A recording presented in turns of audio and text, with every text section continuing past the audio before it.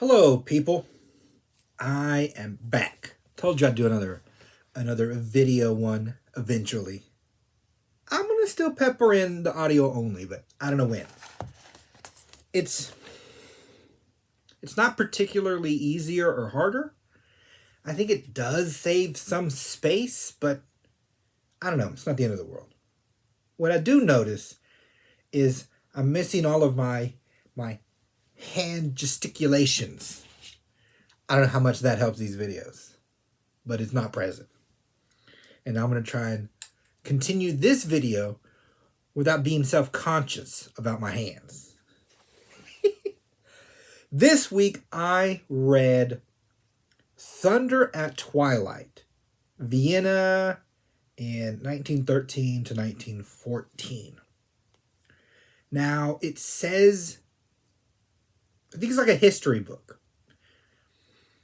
It takes some latitudes kind of that I like, in that our historian isn't welded to, let's say, pure fact. Meaning, if I don't see it in a specific letter or in a recording and it didn't happen, but I'm like, it was 1914, they didn't have any recordings like that. And what I mean is, if we describe to you a situation,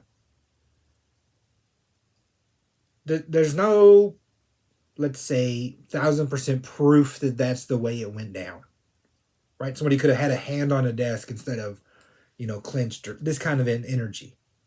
So it's going to take some latitudes here and there. But I don't have a problem with this. If the author knows their subject well enough, it tends to work out. And it flows a lot better. And it's just interesting.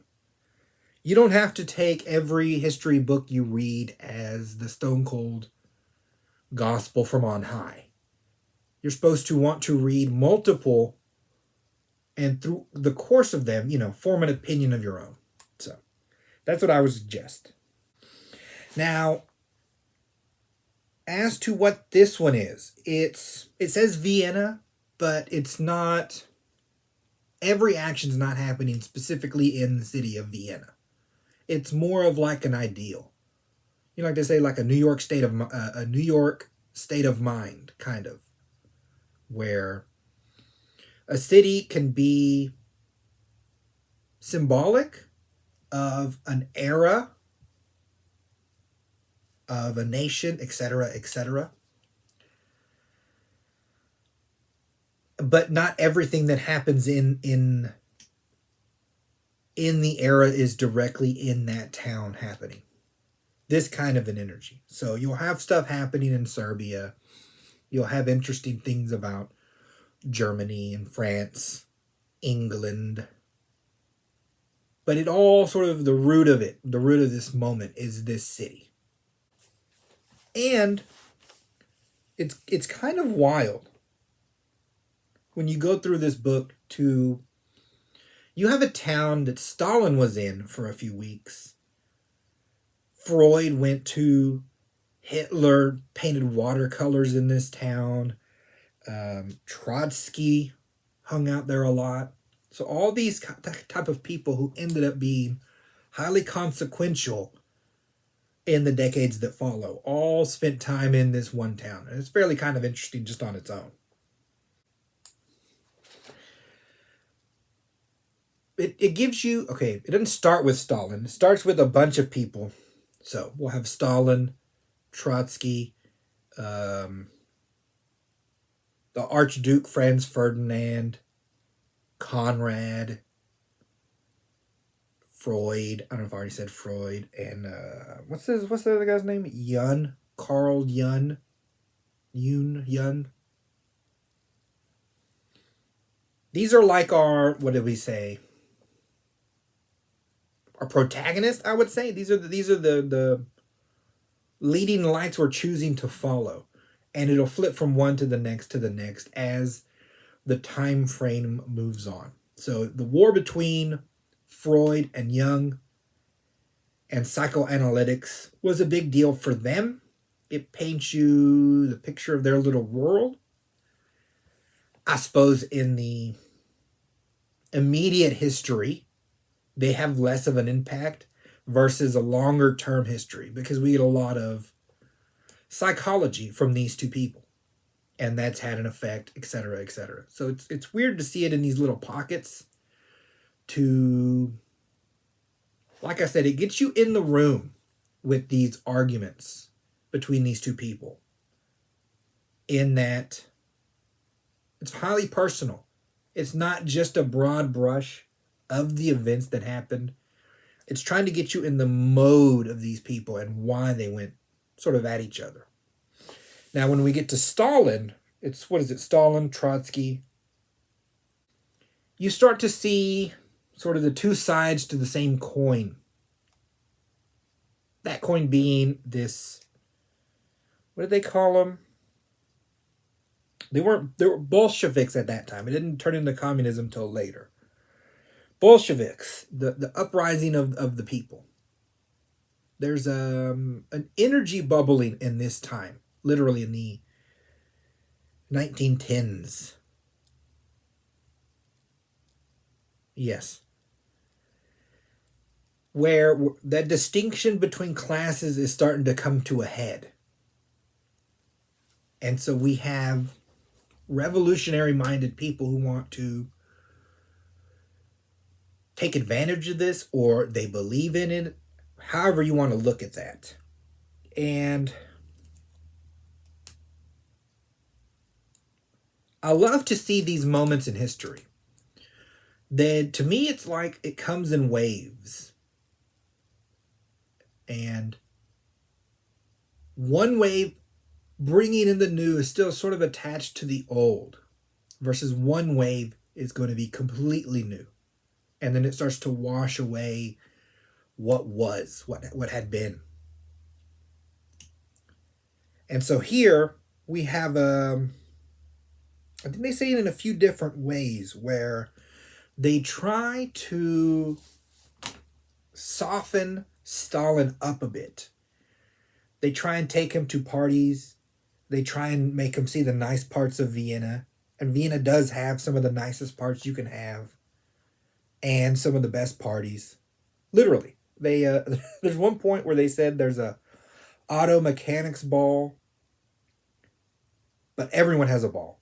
So that there would even be an insane asylum gala. Just to give you a sense of the vibe of this town. How nice it'd be to sit in a coffee shop with electricity. How nice it'd be to walk down these palatial avenues, to, brush shoulders with royalty, to have them align with your ideas, to have all these intellectuals. But that Stalin, not for a second, partook in any of it. I think he went to a coffee house once to get tea. He never traded in his wooden suitcase. He was there for a purpose. That purpose being the promotion of the Bolsheviks. I think by the end he had done a lot of organization. Organized the mail moving through this town to get out to everywhere. Now, it doesn't seem like a big deal, but in that time, communication was fractured. And so if I'm an organization with unified communications, meaning the ideas are running through a central spot, and sort of one or a group of minds is leading the ideas, a lot more can get done. And he did get a lot more done than, let's say, other organizations. He was there for that, and pamphlet writing. That was still a big deal. Which I suppose it's still sort of a big deal today, but it feels like much less. Where who can say what?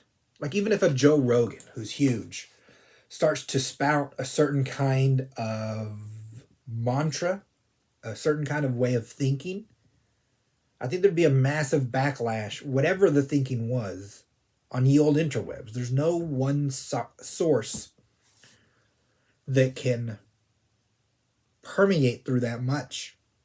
There's issues that come up. We know of disasters. We know of economies. But it's not centrally led. Probably why governments are having some issue with it. But it's interesting to see in this time how that was still so powerful. In any case, that's what you see. What I was meaning about the waves. That's what I was going to say. Trotsky does partake. Trotsky really does appreciate a coffee house, a sitting down, a feeling intellectual. And in that sense, you could feel that he wants a change, but then for it to settle back into these old grand things, with him, of course, being a vital cog in those things. Versus a Stalin who, now either he was a true believer or just a better political mind. It's hard to say because I haven't read a biography of Stalin yet. It seems to me he's more just a wolf amongst the sheep, where he quickly realizes the wave can go further than these people understand. And so we now have people playing for different goalposts. And what Trotsky might think is a win is only halfway to what Stalin wants. And they'll end up in different... You'll end up not in different points. You'll end up using different weaponry. You'll go further than your opponent because your goalpost is further down than his. I'll bet you that's what ends up happening. Because Stalin doesn't partake in a lot. He ends up, of course, the head of the communist mechanism in the world and retains all this power for a good 30 years or however long he was in charge. From poor to the top. But I think he was very unrelenting in his viewpoint, which is just interesting. We also see, again, it's the same old problem. What's the saying? Same, but different. Here's Austria, a very nice place to live. And here are the intellectuals arguing about, the homes, the overcrowded homes, the homes without running water, the homes without electricity, the homelessness, the hunger issues. And then they'll be like, how can we, what's the saying? How can we be this way in the richest country on earth? Tell me if you've heard this before, right? It's wild to see that these things just sort of don't go away. These are sort of, what is it? They're the gremlins, right? When they talk about a computer having gremlins. These are like the gremlins that attack civilizations. And you see it on. And every civilization tries some way to deal with this mass. Right? It's always, I can get a good 30-40% to function. And then a mass comes and wants to also function with it, and then we can never find a way to space it out. The Greeks and the Romans, it worked, but you did have a large chunk of slavery. So, less enjoyable for those people. Also, less loyalty, because slaves typically aren't as loyal to you as citizens. Your Britain had a commonwealth, but that sort of fluttered away, right? India is now on its own. So Britain kind of survived it. Austria, dealing with the same problems. What is it? America deals with it with freedom. In that you choose to live where you live, and you choose to vote for the people who function the way you live, the way you want it. And you can fight it a certain amount, but at a certain point, if it's just wrong, you have to leave and find a place that's right. That option seems to be working. We're 200 years in. Seems to be all right. But Austria had sort of a different mindset. And that's where we get into the Austrians themselves. And again, with the waves of civilization, I feel like if you took the royal rat race, I'm trying to hone it in. maybe after Charlemagne to this point, where it's 400, 500 years of people trying to make the royal system work. I'm going to run my kingdom this way, you're going to run it that way, and we'll each have our sort of rules, and some survive longer than others. And the Habsburgs, I think, were the pinnacle of this. They managed to wrangle legalese and marriages and pick battles with alliances to this culminating point, which was, I think, this era. Nothing was ever nicer. Nothing was ever safer than these Habsburgs had in Austria. It just... The book goes on and describes, just perfect gardens, perfect houses, perfect castles.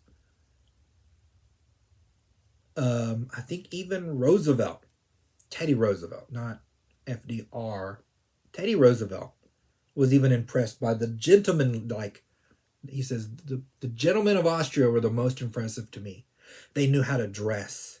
They knew, what is it? It would describe if they made a ruckus coming into a play late or an opera late.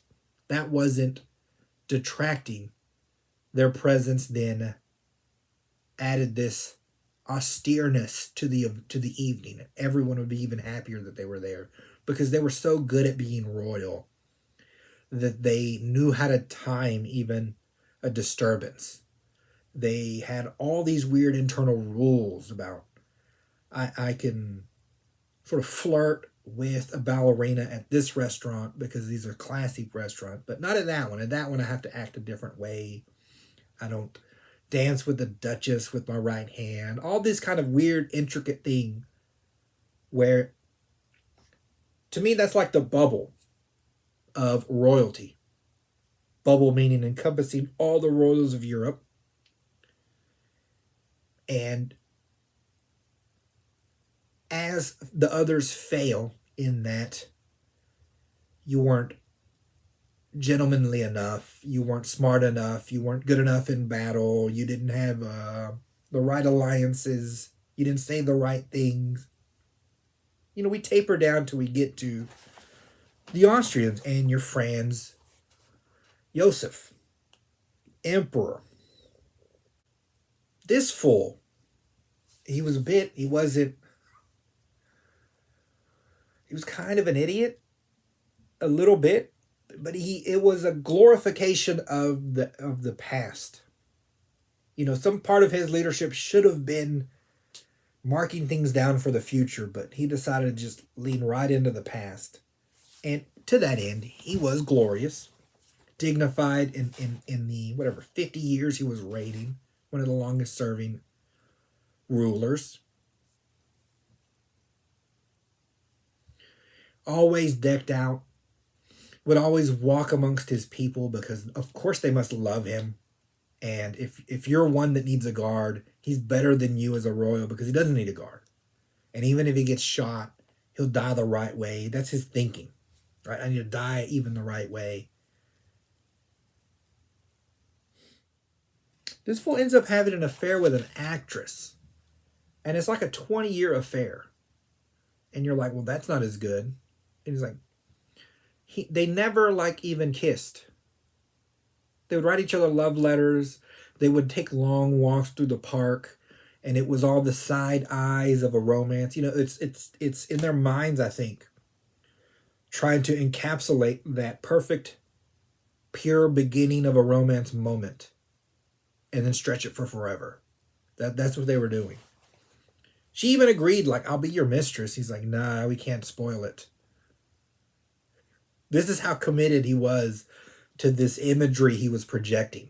And, the town liked him and everyone liked him. But maybe he hung on too long. Now, I say all of that because it didn't just, these are the rules we live by. These are the rules that impress town. These were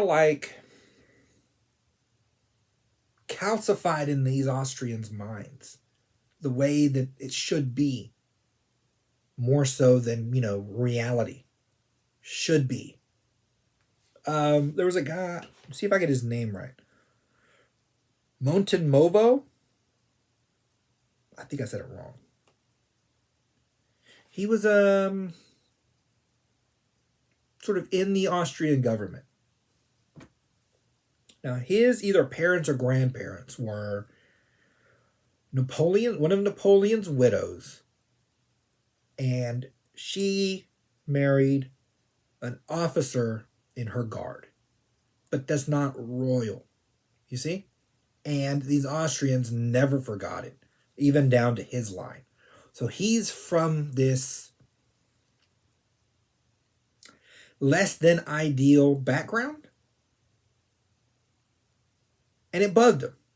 Cut to your Archduke Franz Ferdinand, who loved Sophie. Sophie is not royal. And this guy got a bug up his short about it and just like railed away on this lady. Just constant in the public, acting like she's an old hag that's trying to just prey on this young prince. Which wasn't the case. I think the guy was older than her. In any case, he wouldn't let it go. And it wasn't an issue until I think the other heirs to the throne died. So at some point, everyone sort of understood this would be the new heir. And then he just cranked it up even more because that guy, the Archduke, has various royal things he has to do. I have to go to this place. I have to talk to that person. I have to be at this dinner. And every time, this guy whispering in the emperor's ear just wouldn't let it relent so that he can come in because he's royal blood. But she can't come in with him. He has to come in by himself. Everyone in the room has to see he's by himself. Everyone in the room has to sit and watch as his wife ends up last at the table. You know, like a grade above a serving girl. Just year after year of this.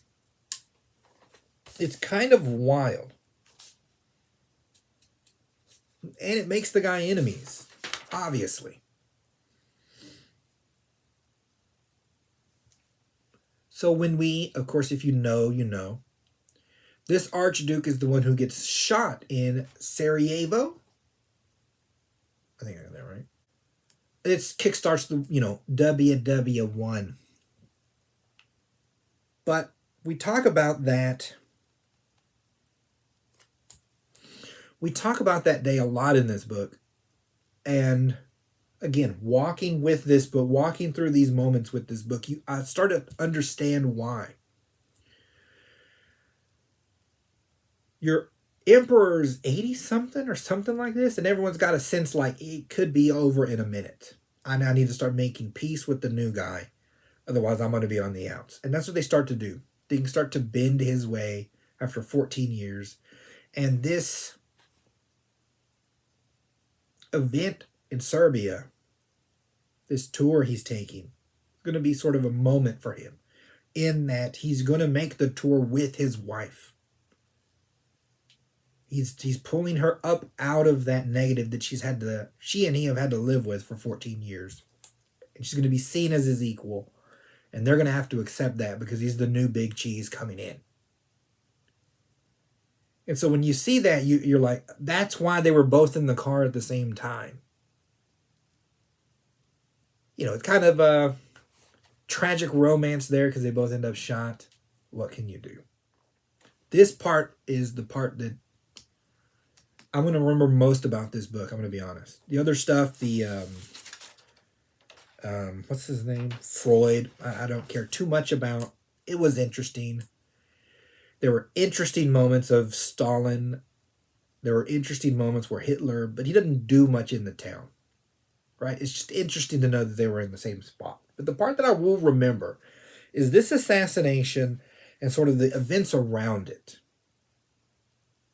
Because your Archduke was very much a moderate in his mindset towards the Serbia issue. The Serbia issue being they were leaning towards an independence or more independence from Austria than most Austrians would like. And your Archduke seemed to be the type that could have bridged this gap, where we could have maybe had a peaceful detachment. But inside Serbia, those people, there were people called the Black Hand. I know, they're just being dramatic. Big into assassinations. They didn't want to moderate in. I always thought they thought he was another royal. But they were aware of his moderation. And they were aware that being too moderate would hurt their cause. They needed extremism to maintain the fervor that was lending them their power. I did not know this. Very interesting. Also, side note, a day or two before, he's watching some kind of military thing, our Archduke. And somebody runs out of the woods and the guards get all scared. And the Archduke says, "Oh, let him shoot me. He's a court photographer. That's a camera. Let him make a living." And I'm like, that's just a bit, it's a bit of historical, this is going to be awkward moment for you to verbally say, "Let him shoot me," a few days before you get shot for real. It's one of these weird quirks of history. In any case, the aftermath. The aftermath to me is so interesting. Because when you read it in history, you get the sense like Archduke shot 2 days later, like Europe's marching to war. Didn't exactly go that way. First, the Austrians themselves weren't really tore up about it. He had a icy, gruff portrayal to the public. They thought he was this stoic, stern kind of guy. Not likable. He was more likable than that. And that's why I was saying earlier about if the old emperor hadn't served so long. If this guy had had 5 or 10 years as emperor, meaning if the other guy had lived or resigned his post just a little bit earlier, maybe he'd have had more time to get the people to like him more, right? Grease the wheels a little bit. In any case, they didn't particularly like him, which I thought was odd. But then more odd, what is it? What did the emperor say? The emperor said, a higher god has put back the order I could not maintain. That's what he said when he first heard this guy died. Assassinated. And what he's talking about is the wife.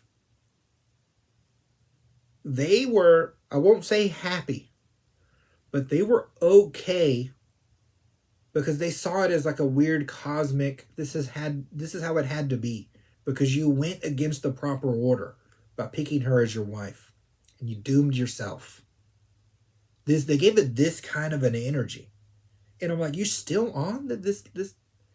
You're still on this? And they're like, they're going to hold to it.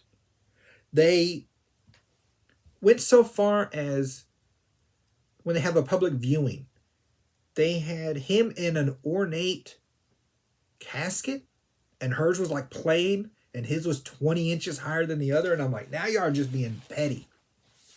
You're just being petty. But if you see these moments, right? Like this book walks you through these moments. If you walk through these moments and then read or see other histories on the Eastern Front or the war in general, you start to understand, why Austria sucked so bad in the war, so to speak. Why they couldn't get their crap together. They had let their own little bubble world take over.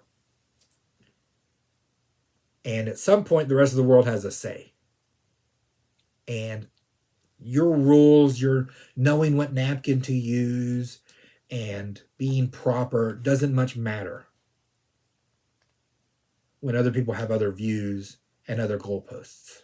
And that's why your stuff gets washed away, which is what happens.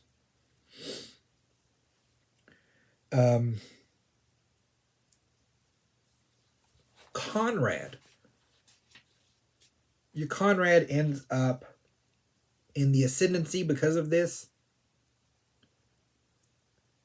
because the one who was stopping him and his Serbian aggressions was the Archduke, but he's dead now. Now everyone in Europe assumes there's going to be some kind of repercussions, but they're assured it's not going to be bad. And in secret, the Austrians are making their, what do they call it? The non-ultimatum super ultimatum. They waited a good month. They let everything cool down for like a month before they dumped on Serbia a list of demands that weren't intended to be met, that were intended to start a war.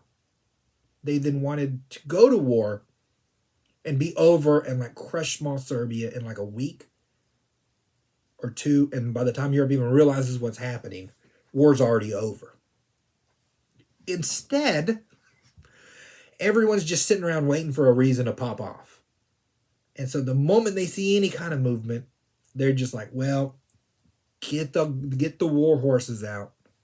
Everyone at the same time just pulls the pin. And this was also weird to me when I sort of looked at it from afar. But what you get from this book is it's the other part that I didn't know. I didn't realize how eager everyone was for the war. And it goes through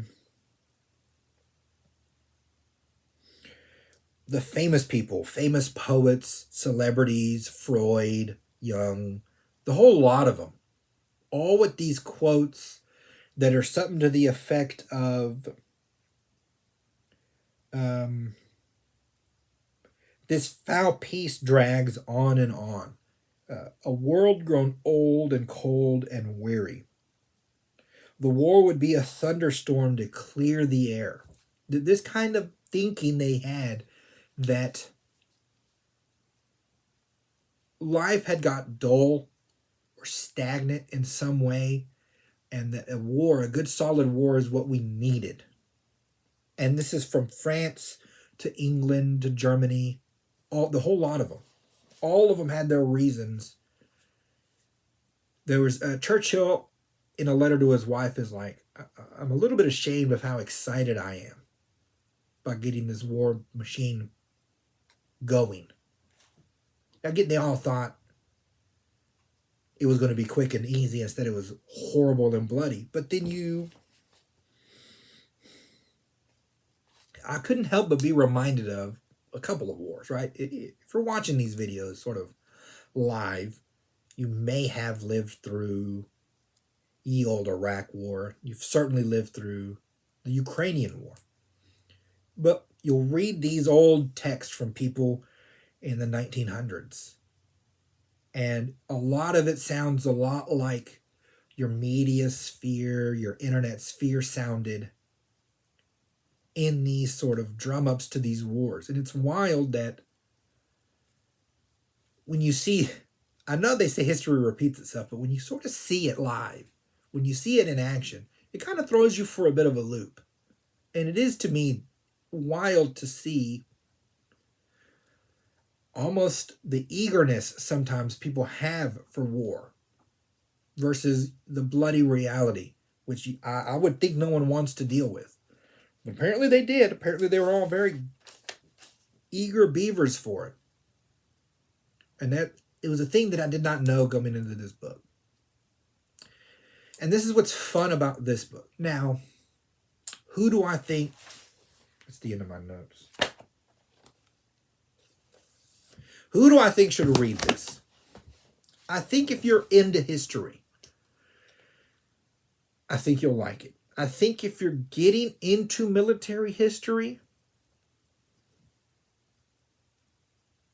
most people would start with the war books. And I would recommend that as well. You want a broad brush, and then the nuance can fill into previously established facts in your mind, versus sometimes it might be hard to place these things appropriately if you read this one first and then the other. So if you're big into history, I think you'd like it. If you're sort of into the politics of today, you might kind of like it as well, in that it's showing you this perspective on civilizations. It's not that long. But if you're not into either of those, I might skip it. I might not. It is very much what it is. And that's not particularly, I mean, he tries to find facts of interesting things that happened. But it's 100 years ago, and it's hard to get into it too much. Meaning,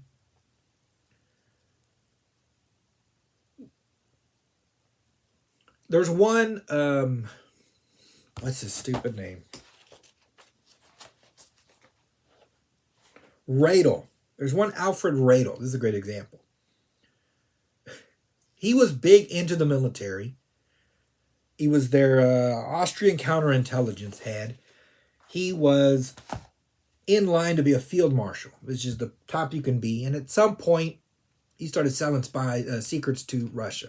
And I'm like, it wasn't like big secrets. It's not like they had technology other people didn't have. It was just like, here's how we would deploy our troops. I'm like, it's not that big a deal. You're going to find out in a minute anyway. It didn't change much. In any case, they were able to get him to give secrets because they caught him in a gay affair with some young guy, some young officer. If it's now, no one would care if a general is having gay sex with a dude. Right? It's almost funny because the media would look at you and you're like, what's the point? And you'd try and send a Russian to be like, you got to give us secrets or we're going to tell everyone you're having this gay affair with this guy. And he'd look at you and like, tell them I don't care. They don't care I'm gay. We don't care, right? So in that sense, some of the spice of the event is lost because history's come and gone, and it doesn't really matter now. But if you can put yourself in their shoes, then it matters a whole lot. And it did for them. It was this big cataclysmic event that happened in Austria. It was one of the many things that ding on them that probably led to why they wanted another war to reestablish their ascendancy, etc., etc. But it's just an example of, I think a casual would have a harder time placing themselves in the past for the full enjoyment versus someone eager to. A history buff would be eager to be in the past, and then through that you'd understand how salacious this moment was in world history. That guy ends up killing himself. It's so bad for him. Again, if you're the CEO of a company, you're not killing yourself because everyone finds out you're gay. You're just not. The times, they change. Okay, and that's this week's book. I say this week's book because I just forgot the name. It happened. I'm admitting to it. And these are your ads. These are my books. I wrote them. None of this is historical. They're completely made up in my own brain. You can read them. You can buy them and I'll get loot. You can get Kindle Unlimited and read them. And read other books and then not be out any money if they suck. You can subscribe to the channel. You can comment. It all sort of helps the same. I just hope you enjoy these videos. And that's it. I'm out. I'll talk to you, lovely lot, next week.